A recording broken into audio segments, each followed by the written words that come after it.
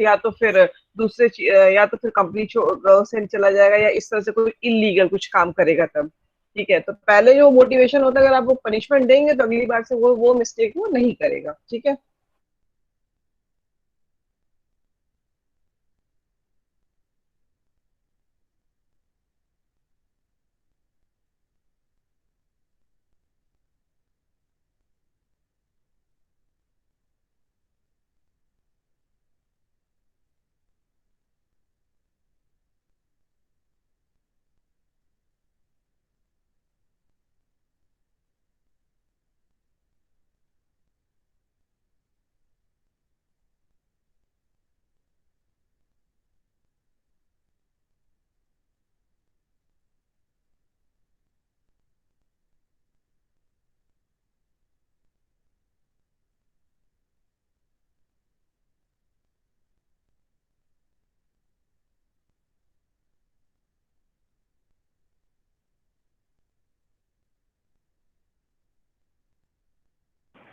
Ma'am आपकी आवाज नहीं आ रही है। मैम का माइक ही म्यूट है।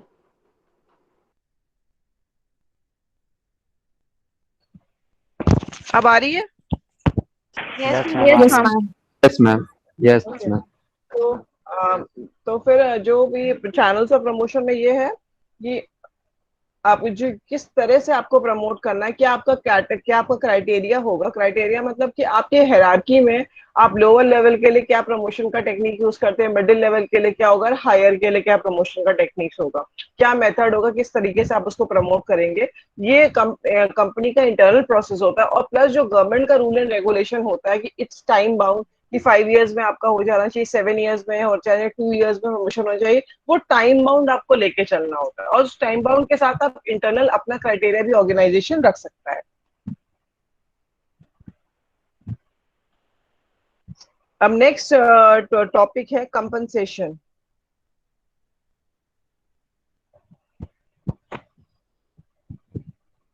मैम आप ट्रांसफर एंड प्रमोशन में कितने पॉइंट बोली हैं? 2 points.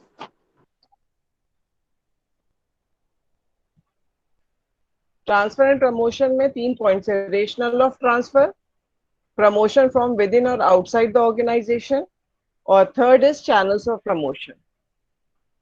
Ma'am which is also called criteria of promotion. हाँ, वो चैनल्स ऑफ प्रमोशन और क्राइटेरिया ऑफ प्रमोशन हो गया। और एक चीज उसमें और लिख सकते हो, एक पॉइंट और है कि relative weight as to seniority and merit in organisation. Relative weight as to seniority and merit in organisation. कभी कभी ऐसा होता है कि जो सीनियर लोग होते हैं, जो काफी थोड़े सीनियर हो जाते हैं, उनको भी ऑर्गेनाइजेशन उनके जो गुडविल होता है, जो जो एज फैक्टर होता है, उसको भी कभी कभी देख के सीनियरिटी को थोड़ा सा क्राइटेरिया बना के उनको प्रमोट कर देते हैं। क्योंकि हाँ, ये नहीं है कि हमेशा कभी आप सीनियरिटी को कंसिडर नहीं करेंगे, ऐसा नहीं है, उसको भी कंसिडर करते हैं। तो कभी कभी उनका मेरिट लिस्ट, उन्होंने कितना अच्छा काम करा हो, मतलब कितना अच्छा काम उनका रहा हो, इतने सालों से काम कर रहे हैं क्या इस तरह, तो उसके बेसिस पे भी उनका प्रमोशन हो जाता है। पर उसमें भी चीजें जो रूल्स के अकॉर्डिंगली होता है, ये नहीं कि आप बस 10 साल हमारे यहाँ काम कर लिया, 20 साल काम कर लिया, हमको प्रमोट कर दिया। उसमें भी आपका जो रूल्स होंगे उसके अकॉर्डिंग ही होगा, पर वहां पे सीनियरिटी को कंसिडर किया जाता है। Next is compensation. Compensation ma'am ये 5वां पॉइंट है। कंपनसेशन के अंदर फर्स्ट पॉइंट, हाँ। मैम ये नेक्स्ट पॉइंट है हमारे। हाँ, नेक्स्ट पॉइंट है, फोर्थ पॉइंट है।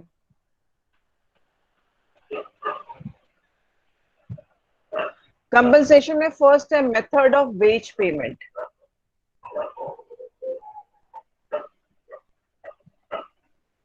Methods of wage payment. Wage payment में बहुत सारे मेथड्स होते हैं। वो ये टॉपिक जो है वो लास्ट यूनिट में है। तो वेज पेमेंट का वो मेथड होता है कौन किस किस घंटे के हिसाब से आपको किसको कैसे पेमेंट करना है। क्योंकि जो डेली वेजेस पे होते हैं उनका ये होता है कि आप सुबह जब आप उनसे काम लेते हो, शाम के टाइम उनको आप पेमेंट देना उनको पड़ता है। या तो कहीं पर, या तो आप उनको डेली पेमेंट देते हैं, या फिर उसको वीकली पेमेंट करते हैं। क्योंकि उनका वो बहुत ही लोअर क्लास से आते हैं और डेली वर्कर होते हैं, तो उनको आप महीने के एंड में पेमेंट नहीं दे सकते। सकते हैं, वो उनका मेंशन होता है कि एक या तो आप डेली देंगे या वीकली देंगे या 2 3 दिन 4 दिन, जैसा भी रूल होगा उसके हिसाब से आपको उनको पेमेंट करना होता है। दूसरा है non monetary rewards. What is non monetary rewards? एक तो मॉनेटरी रिवॉर्ड्स होते हैं, नॉन मॉनेटरी रिवॉर्ड्स क्या होता है?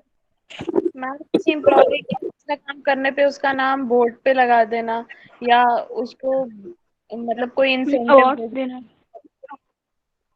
अच्छा, मॉनेटरी रिवॉर्ड और नॉन मॉनेटरी रिवॉर्ड जो होगा, अगर कोई लोअर क्लास में है, ठीक है, तो उसके लिए कौन सा रिवॉर्ड अच्छा होगा? Ma'am monetary monetary performance appraisal.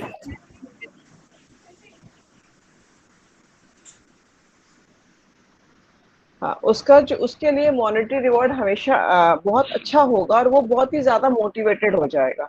अभी और कोई भी कंपनी होती है, फैक्ट्री होती है, ऑफिस होता है, कहीं भी कुछ होता है, तो जो वहाँ पे क्लास फोर्थ होते हैं, जो लेबर क्लास होते हैं, जो आपके यहाँ सफाई करते हैं या आपके आपका जो आपको पानी पिलाते हैं, आपकी फाइलें उठा के लेके जाते हैं, अगर वो बहुत अच्छा काम करते हैं, तो उनको अगर हम मॉनेटरी रिवॉर्ड देते हैं, अगर उनको तो उनको क्या लगता है, क्या उनको वो लगता है कि चलो, अगर हम उनको एक सर्टिफिकेट दे दे, नहीं, इनको हमने डायस पे बुलाया, एक प्रोग्राम ऑर्गेनाइज होता है ईयरली कि किसने कितना अच्छा काम करा, प्रोग्राम ऑर्गेनाइज होता है, तो उसमें आप उसको इस तरह से रिवॉर्ड देते हैं। अगर उसको आप एक सिर्फ सर्टिफिकेट देने, नहीं नहीं आपने बहुत अच्छा काम करा, आप ये हमारे बहुत अच्छे एम्प्लॉय हैं, बहुत अच्छा काम करते हैं, तो उसके लिए वो कुछ भी नहीं, उसके लिए कागज का कोई वैल्यू नहीं।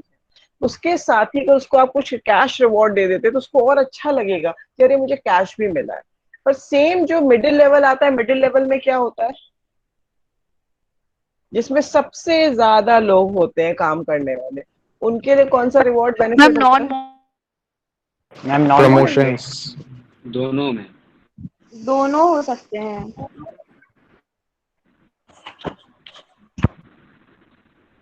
जो मिडिल लेवल होते हैं ना, उनको दोनों चाहिए होता है, उनकी जरूरतें नहीं होती हैं, ठीक है, तो वो कभी के, लेकिन फिर भी वो उनका जो एजुकेशन लेवल होता है वो अपने जो लोअर क्लास से होता है, थोड़ा ज्यादा होता है, तो उनको सोसाइटी में सब मेंटेन करना होता है, रेस्पेक्ट भी, स्टैंडर्ड भी, सब कुछ। तो उनके लिए वो सर्टिफिकेट भी उतना ही इंपॉर्टेंट होता है। अगर उसके साथ कैश रिवॉर्ड हो जाए या इस तरह से कोई गिफ्ट मिल जाए, गिफ्ट हैम्पर्स हो जाए, कुछ ऐसा कूपन हो जाए, तो वो चीजें और ज्यादा अच्छी हो जाती है, और ज्यादा मोटिवेटेड हो जाती है। अब अंबिका, माइक म्यूट कर लो अपना। और लास्ट जो है टॉप लेवल पे क्या होता है? Ma'am top ma'am level non monetary incentives अच्छे रहेंगे।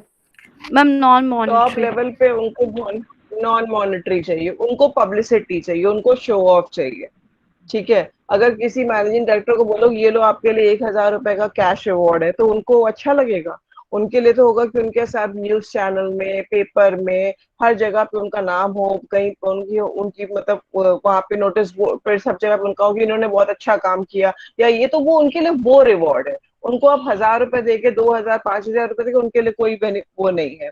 तो उनको पब्लिसिटी चाहिए, दिखना चाहिए, हर जगह दिखना चाहिए कि नहीं, हाँ, मैं सबसे अच्छा हूँ, मैंने सबसे अच्छा काम किया है।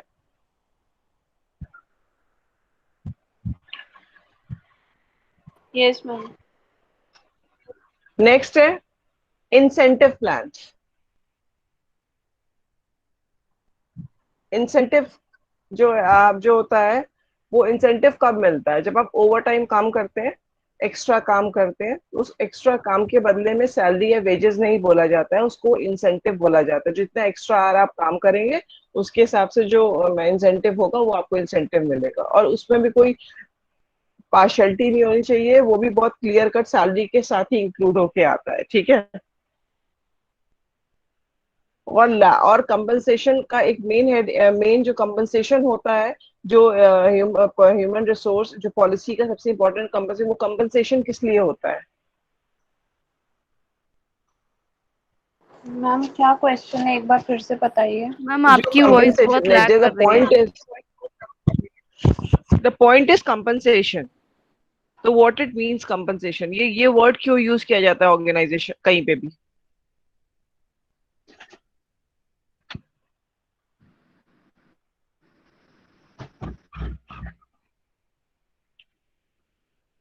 अब आवाज आ रही है ना? मैम किसी लॉस को fulfil ma'am to compensate the loss. हाँ, जो भी लॉस हुआ है, और लॉस कैसे होता है आपका? लॉस जनरली जो होता है वो एम्प्लॉय का होता है।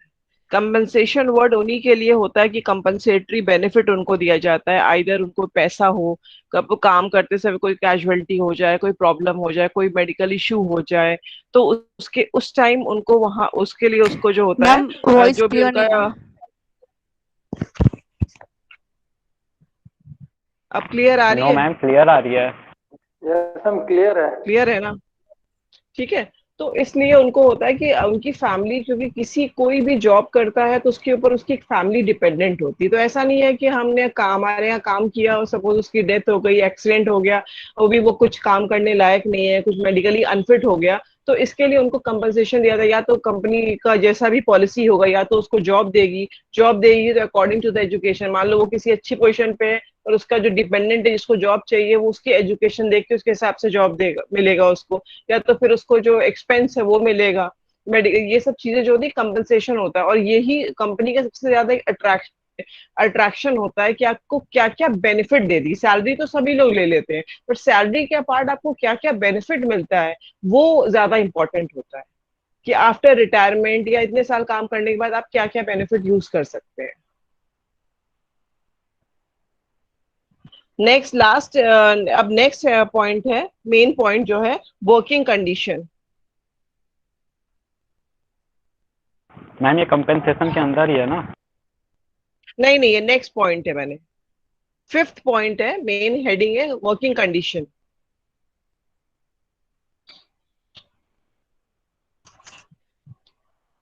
वर्किंग कंडीशन में पहला है वर्किंग आवर्स। 8 घंटे की ड्यूटी होती है, 8 घंटे से ज्यादा आप काम नहीं ले सकते हैं, और उसके बीच में आपको लंच ब्रेक देना होता है। ठीक है। जैसे कि हमारी कंट्री में जो हमारा इंडस्ट्रियल लॉ, जो लेबर लॉ है, वो इतना स्ट्रांग नहीं है। लोग काम कर रहे हैं, चलो बैठो काम कर लेते हैं, बॉस बैठा है तो बोल देंगे अरे बॉस बैठा है तो काम कर लेते हैं, थोड़ा अपना और अच्छा करने के लिए। ठीक है, कि हमारा 8 घंटे का टाइम पूरा हो गया, लेकिन अगर हमारा सीनियर, हमारा बॉस बैठा है तो हम 1 घंटा आधा घंटा और बैठ जाएंगे, काम चलो काम कर लेते हैं। या उसने बोल दिया कि चलो आज तुम आके कर लेना, तो नहीं। अगर आपको बोलता भी है कि आपको छुट्टी के दिन आके काम करना है, तो उसकी जगह आपको कंपलसरी लीव मिलती है, कि आपने इस दिन एक्स्ट्रा काम करा, इसके लिए आपको एक दिन लीव आपकी मिल जाएगी। वो आपकी सर्विस बुक में रिकॉर्ड होती है कि आपने एक्स्ट्रा काम करा, उसकी लीव मिलेगी। पर भैया जो बाहर की कंट्री में जाते हैं हम, यूएस यूके बाहर की कंट्री में जाते हैं, वहाँ का लेबर लॉ बहुत ज्यादा स्ट्रांग है। अगर 8 घंटे का काम आपको है तो आप 8 घंटे ही काम करेंगे, और उसके बाद आपका बॉस आपको बोलता भी रह जाए या काम आप वहां आप अपने आप चले जाइए, वहां पे कोई एक्शन नहीं ले सकते। पर इंडिया, यहाँ पे हमारी कंट्री में क्या प्रॉब्लम हो जाता है? मैम जॉब से निकाल देते हैं काम ना करने पे। वो आपका गुडविल खराब हो जाएगा, इमेज खराब हो जाएगा, दूसरे लोग बोलेंगे देखो बॉस बैठा है, फिर 4 लोग आपके बारे में ये बोलना कुछ कर देंगे, प्रॉब्लम हो गया ऐसे कैसे, तो इसलिए वो अपना टाइम दे देंगे। अगर उनको एक्स्ट्रा काम भी करना है, एक्स्ट्रा उनको बोल दिया आप छुट्टी वाले दिन आ जाओ, आप संडे वाले दिन आ जाओ, वो आ जाएंगे। फिर वो ये भी नहीं पूछेंगे कि मेरी कंपनसेटरी लीव कहाँ है। तो ये चीज, यहाँ का लेबर लॉ इतना स्ट्रांग नहीं है। और दूसरा है over time work. Over time work जो होगा, ओवर टाइम अगर आप काम करा रहे हैं तो उसके लिए आपको पे करना पड़ेगा, इंसेंटिव देना पड़ेगा। ठीक है। शिफ्ट वर्क, अगर जहाँ पे 24 घंटे काम चलता है, वहाँ शिफ्टिंग में काम चलती है। 8 घंटा एक की शिफ्ट, फिर दूसरे की शिफ्ट, उसके आपसे शिफ्टिंग वर्क होता है। और ये शिफ्टिंग वर्क जो होता है वो रोटेशन पे होता है। ये नहीं कि कोई मॉर्निंग शिफ्ट में आ रहा तो हमेशा मॉर्निंग में ही आएगा, morning day evening night shift, इस तरह से उसका रोटेशन जिस हिसाब से हो, 15 दिन में हो, 1 महीने में हो, 2 महीने में हो, रोटेट होता रहता है। और रोटेशन क्यों इंपॉर्टेंट होता है?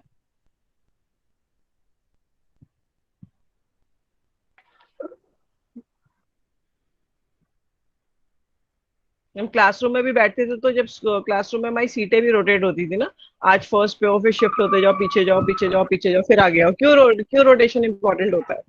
मैम क्लास में इसलिए आगे इसलिए होता था रोटेशन, जिससे कि जो पीछे जो बच्चे बैठते थे उनको भी आगे बैठने का मौका मिले। ठीक इसी तरह हमारे कंपनी में हाँ, भी रोटेशन सिर्फ इसलिए डिवाइड किया जाता है क्योंकि सबको, जैसे कि हाँ सपोज बिल्कुल, सबको मौका मिले।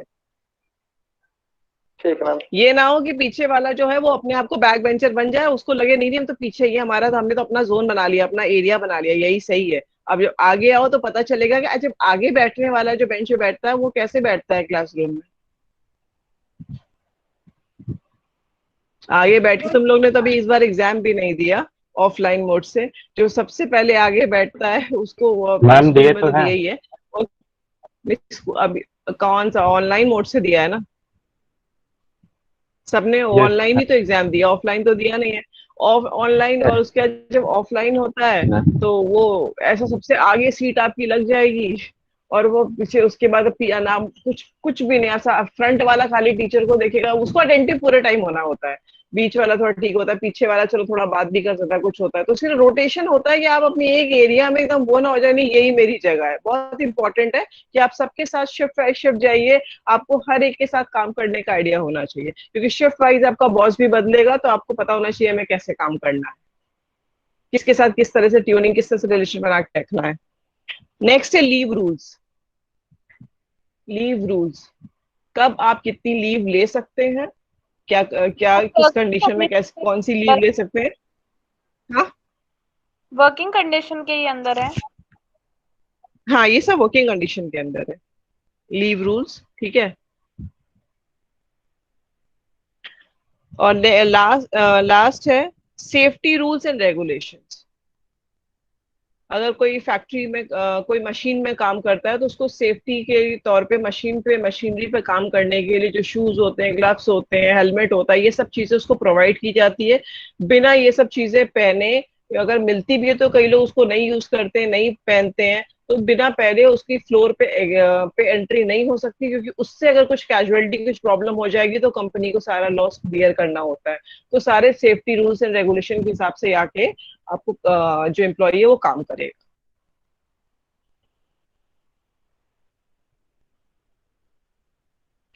और लास्ट हेडिंग है इसका, लास्ट 6 पॉइंट है, मेन हेडिंग है इंडस्ट्रियल रिलेशंस।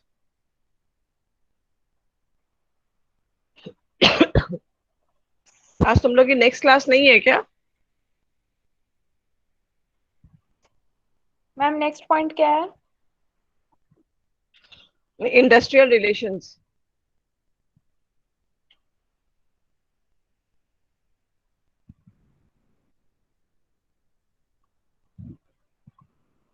इंडस्ट्रियल रिलेशन में क्या, इंडस्ट्री से रिलेटेड जितने भी चीजें आती हैं, तो पहला है हैंडलिंग ऑफ ग्रीवियंसेस। ठीक है, जो भी हैंडलिंग ऑफ ग्रीवियंसेस, जितनी प्रॉब्लम है उसको हैंडल करना पड़ता है, उसको सॉर्ट आउट करना पड़ता है, टाइमली उसको देखना पड़ता है कि अगर आप उसको लिंगर ऑन करते जाएंगे, बढ़ाते चले जाएंगे तो क्या होगा कि वो कहीं ना कहीं इश्यू बन जाता है, कहीं ना कहीं उससे काम सफर करता है, एम्प्लॉय सफर करते हैं। इसीलिए हैंडलिंग ऑफ ग्रीवियंसेस, जो भी प्रॉब्लम जो भी इश्यूज है उसको आपको यूनियन किससे बात करके कब है तो उसके हिसाब से उसको आपको प्रॉब्लम को सॉर्ट आउट करना होता है। Recognition of trade union. Recognition of trade union, trade union जो होता है उसकी उसको आपको क्या करना पड़ता है? वो ऐसे ही खाली ट्रेड यूनियन बना लेते हैं? क्या करते हैं ट्रेड यूनियन का क्या काम होता है?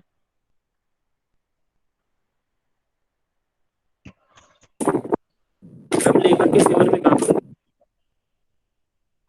हम्म। ट्रेड यूनियन जो रहता है तो उसका एक तो ट्रेड यूनियन मतलब सारे एम्प्लॉयज के जो यूनियन होता है एक साथ वो अपना एक यूनियन बनाते हैं, उनका एक लीडर होता है जो उस टीम को लीड करता है।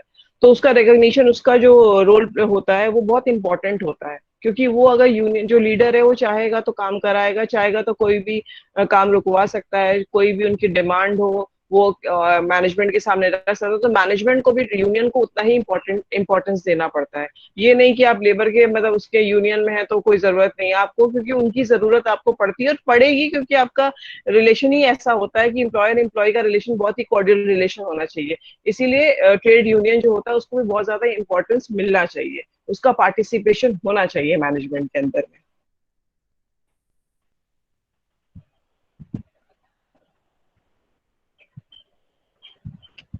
अब नेक्स्ट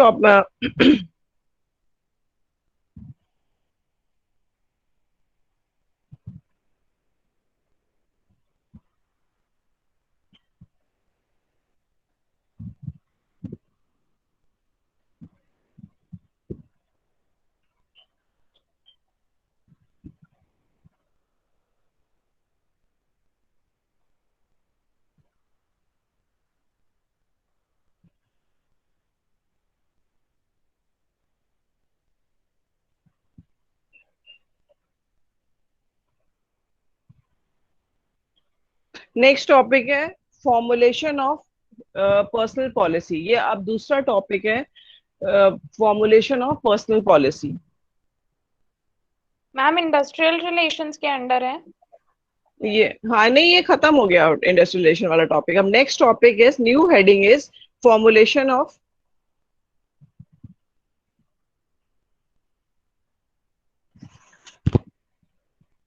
फॉर्मुलेशन और सोर्सेज ऑफ। टॉपिक है अब पर्सनल पॉलिसी के अंदर जो हमने पढ़ा, वो पहला नीड था, ऑब्जेक्टिव था, ठीक है। अब दूसरा उसमें पॉइंट है सोर्सेज ऑफ पर्सनल पॉलिसी। अब पर्सनल पॉलिसी कैसे बनाई जाती है, सोर्सेज और फॉर्मुलेशन ऑफ पर्सनल पॉलिसी। तो कोई कहीं भी जो पॉलिसी होती है वो कैसे बनाई जाती है।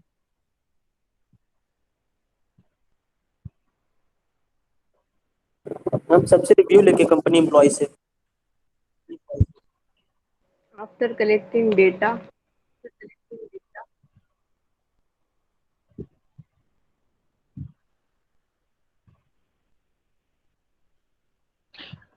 सबसे पहले जब पॉलिसी बनती है तो किसी भी चीज का फर्स्ट सबसे मेन चीज होता है आइडेंटिफाई द नीड।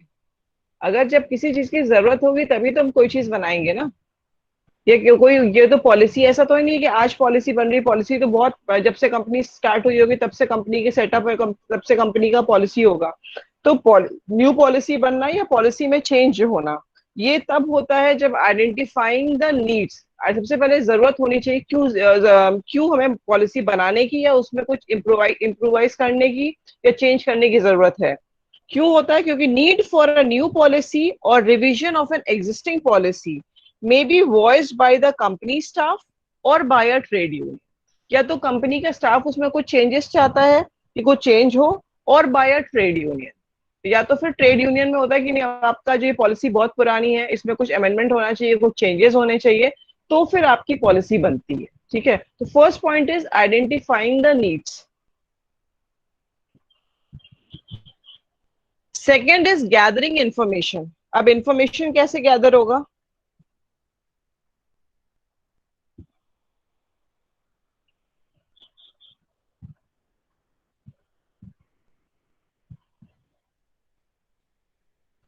इंफॉर्मेशन कैसे कलेक्ट करेंगे आप।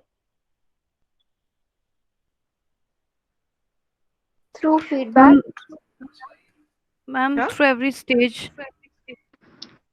आप किसी भी चीज को सर्वे नहीं करते हैं, हम इंफॉर्मेशन को कलेक्ट करते हैं, ठीक है। तो इसमें कमिटी और अ स्पेशलिस्ट में be assign the task of collecting the required information from inside और आउटसाइड द ऑर्गेनाइजेशन, ठीक है। सबसे पहले हम कंपनी के अंदर में क्या क्या चेंजेस की डिमांड हो रही है, क्या क्या कहाँ पे क्या पॉलिसी में प्रॉब्लम हो रही है, पॉलिसी लोग को पसंद नहीं आ रही विद इन द ऑर्गेनाइजेशन। क्योंकि अगर सबसे पहले कोई भी कहीं भी हम अच्छा काम करने जाए या कोई बड़ा काम करना हो, अच्छा प्रोडक्शन करना हो या कोई टारगेट को अचीव करना हो, तो बाहर के मैनेजमेंट को से ज्यादा इंपॉर्टेंट होता है अपने इंटरनल ऑर्गेनाइजेशन के कॉन्फ्लिक्ट मैनेजमेंट या को सॉल्व करना। जब हम इंटरनली स्ट्रांग होंगे तो हम एक्सटर्नली अच्छे से काम कर पाएंगे। तो कोई भी जो एक्सपर्ट होता है वो इंटरनल ऑर्गेनाइजेशन की से डेटा कलेक्ट करता है, और एक्सटर्नल से कैसे कलेक्ट होगा।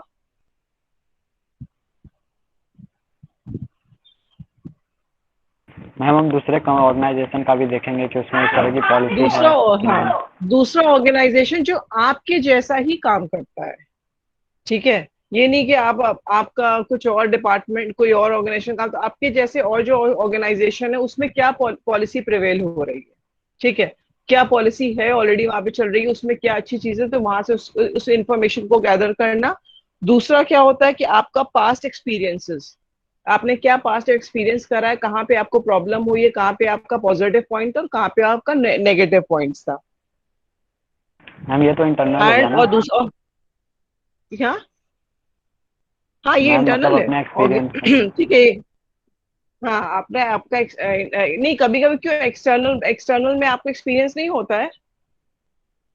मैम मतलब बाहर से काम करके आए हो किसी और ऑर्गेनाइजेशन से, तब ना वो एक्सटर्नल नहीं कहलाएगा। ये नहीं, अगर ऑर्गेनाइजेशन में आप काम कर रहे हैं, ठीक है, तो आपकी पॉलिसी होती है, सपोज आपको अपने प्रोडक्ट, आपने जो प्रोडक्ट बनाया उस प्रोडक्ट को बाहर भेजना है आपको काम करने के लिए, ठीक है, मगर आपकी पॉलिसी बहुत रिजिड है, बहुत रिजिड, उसमें कोई चेंजेस नहीं हो सकता। तो आप क्या करेंगे कि जब आपके बाहर से आप किसी से डील करते हैं या वो आप बोलता है कि हमें इतना प्रोडक्ट चाहिए इस टाइम पे चाहिए, तो आप क्या बोलते हैं, नहीं हम इतने टाइम पे प्रोडक्ट नहीं कर सकते, या इस ये उनका जो भी पॉलिसी, आपका पॉलिसी मैटर बीच में आ जाता होगा। तो कभी कभी आपको एक्सटर्नल आपका जो अपना कमिटमेंट होता है उसको पूरा करने में भी पॉलिसी बहुत इंपॉर्टेंट रोल प्ले करती है। और अब का जो ट्रेंड हो गया है किसी भी बिजनेस का, वो क्या हो गया है,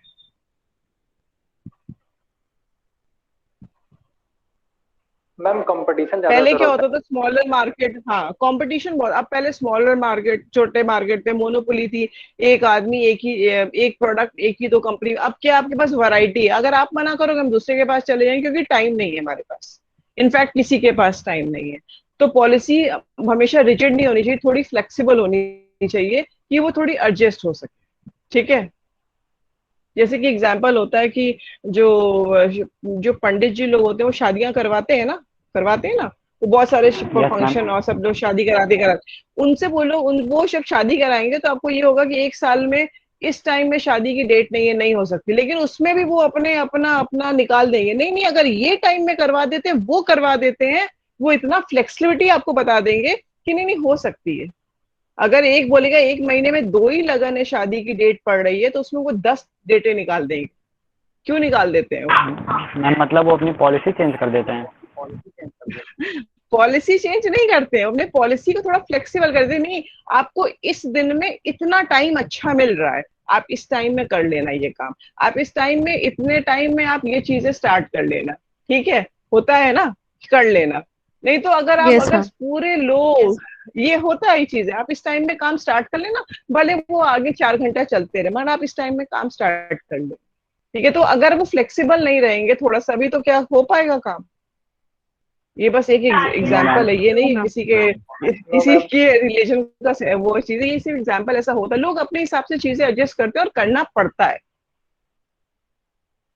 next is examining policy alternatives, ma'am examining policy. हाँ इंफॉर्मेशन के बाद ये है।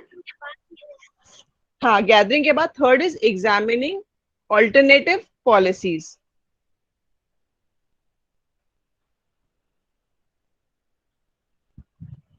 अब ऑल्टरनेटिव पॉलिसीज कैसे एग्जामिन करेंगे?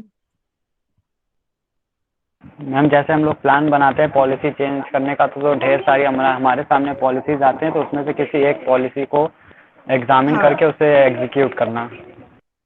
Ma'am, the ma'am best on the, one को ठीक लेना. है, और कॉन्स देख लेना और उसके बाद उसको इवेलुएट करके किसी भी पॉलिसी को अप्लाई हाँ, करना। On the basis of data collected alternatives are appraised in terms of their contribution to organizational objectives, ठीक है। जो आप सारे डेटा इकट्ठा करते हैं तो उसमें क्या होता है कि पॉलिसी जो होती है वो बहुत सारी बनाई जाती है। जब कोई भी रूल रेगुलेशन होता है, अभी जैसे बोर्ड के एग्जाम कैंसिल हो रहे थे, 12 बोर्ड्स के एग्जाम हो गए ना कैंसिल, 12 का हो गया, 10 का कैंसिल हो गया। तो अभी अभी Yes, अभी क्या ma'am. हो रहा था कि हर स्टेट अपनी पॉलिसी निकाल रहा था। कोई कह रहा था कोई नहीं हम एग्जाम कराएंगे लेकिन 2-3 बार में करवा देंगे हम, जुलाई अगस्त में। अगर आप अगस्त में एग्जाम कराओगे तो रिजल्ट कब दोगे, और रिजल्ट कब दोगे तो एडमिशन कब लेगा, उसका तो एक साल खराब हो गया ना। ऐसा तो नहीं कि हमने आज ऑफलाइन मोड से एग्जाम कराया और हमने 10 दिन में कॉपी चेक कर ली, पॉसिबल ही नहीं है। तो वो क्या हुआ, उसके बाद सारे ऑल्टरनेटिव्स को देखा कि चलो ये स्टेट क्या बोल रहा है, वो स्टेट क्या बोल रहा है, इसके सीएम से बात करो, उसके सीएम से, फिर एक कंपाइल करके डिसीजन लिया, एक पॉलिसी बनाई कि नहीं पूरे जगह पे 12th के एग्जाम नहीं होंगे, और 10th के तो पहले ही कैंसिल हो चुके थे। तो सारे ऑल्टरनेटिव जो भी है उसको देखना पड़ता है, उसमें से इवेलुएट करना पड़ता है कौन सा बेस्ट है, उसको फिर इन राइटिंग मेंशन किया जाता है, ठीक है। एग्जामिनिंग द पॉलिसी के बाद में फोर्थ पॉइंट आता है गेटिंग अप्रूवल।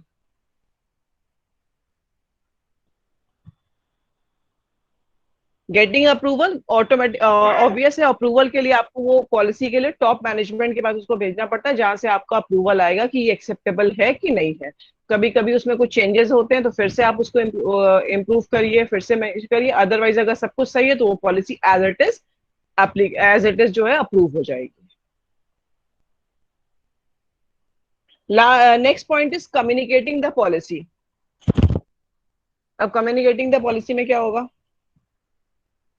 मैम जब वो पॉलिसी बन जाती है तो हर लेवल को उस पॉलिसी के बारे में अच्छे से एक्सप्लेन करना और बताना। वो पॉलिसी को आपको थ्रू आउट द ऑर्गेनाइजेशन आपको सर्कुलेट करना पड़ता है, बताना पड़ता है।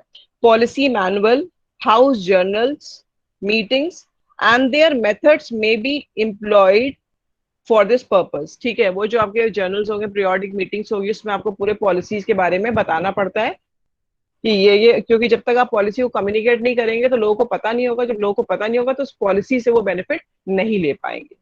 और last is evaluating the policy.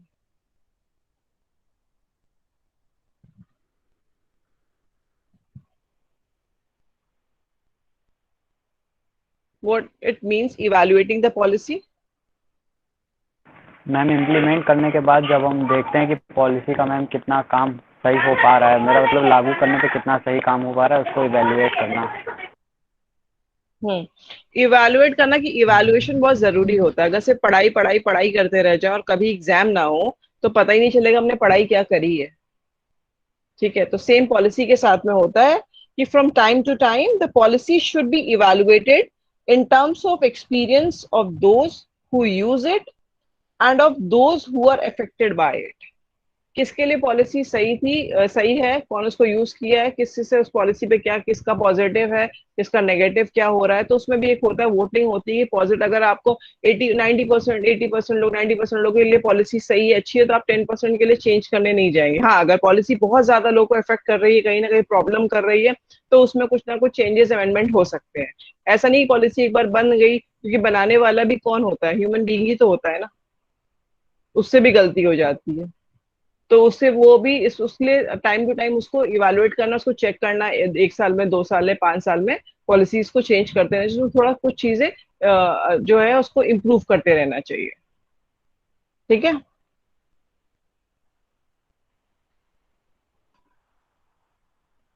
Yes ma'am.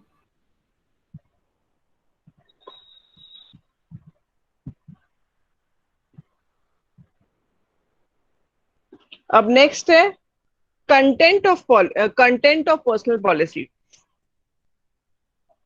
Contents of personal policy, क्या क्या पॉलिसी के अंदर कंटेंट, किस किस के रिगार्डिंग पॉलिसी होनी चाहिए, क्या क्या चीजें उसमें मेंशन होनी चाहिए। कंटेंट क्या होगा? फर्स्ट पॉइंट इज रिक्रूटमेंट और हायरिंग ऑफ एम्प्लॉइज।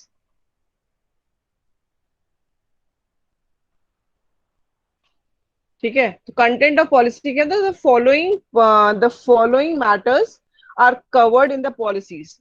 ठीक है, ये सारे मैटर पॉलिसी के अंदर होने चाहिए। तो फर्स्ट इज रिक्रूटमेंट और हायरिंग ऑफ एम्प्लॉइज। इसका बहुत क्लियर कट मेंशन होना चाहिए कि क्या रिक्रूटमेंट प्रोसेस होगा और कब कब रिक्रूटमेंट होगा। ठीक है, रिक्रूटमेंट कब कब होता है? मैम जब कंपनी में कोई न्यू जगह जॉब खाली होती है। पोजीशन मैम वैकेंट होती है कंपनी में। हाँ, और जब कोई सीटें वेकेंट होती हैं तो उसके लिए ये नहीं होता कि अगर एक डिपार्टमेंट से कोई एक लोग रिटायर हो गए या एक लोगों ने जॉब छोड़ दिया तो आप उसको तुरंत आप उसमें वैकेंसी क्रिएट आप बना देंगे। क्योंकि वैकेंसी जो रिक्रूटमेंट होता है वो बहुत ही एक्सपेंसिव प्रोसेस होता है और टाइम कंज्यूमिंग प्रोसेस होता है। तो आप सारे डिपार्टमेंट्स में मांगते हैं कि आपके डिपार्टमेंट में कितने लोगों की जरूरत है, कहाँ पे क्या है, उसके हिसाब से उसको कंपाइल करके जब एक अच्छा खासा स्ट्रेंथ हो जाता है तो उसे आप उसकी वैकेंसी निकालते हैं। ये नहीं कि एक लोग गए तो आपने वैकेंसी निकाल दी, क्योंकि ये बहुत ही एक्सपेंसिव होगा। आप न्यूज़पेपर में दो, इस यहाँ पे ऐड दो, उसके बाद सारा उनका जो होता है इंटरव्यू कराना, ये सब आसान चीजें नहीं होती है। तो कंपनी उसको बार बार नहीं करवाना चाहती है। दूसरा है man power planning and development.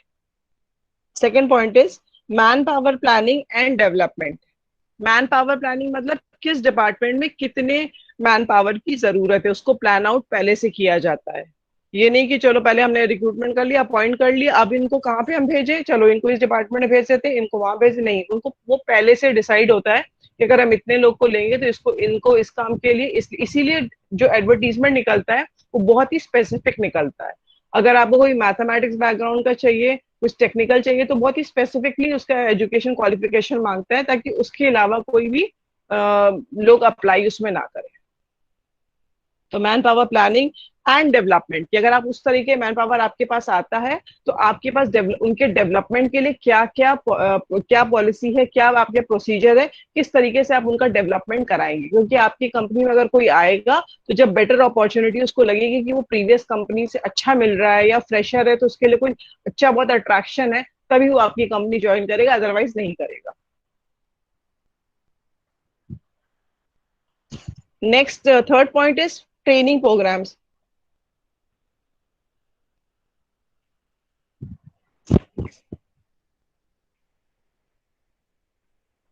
चलो 12 बज गए, मेरे नेक्स्ट क्लास मैम है, एक ठीक है, बार कल कंटिन्यू।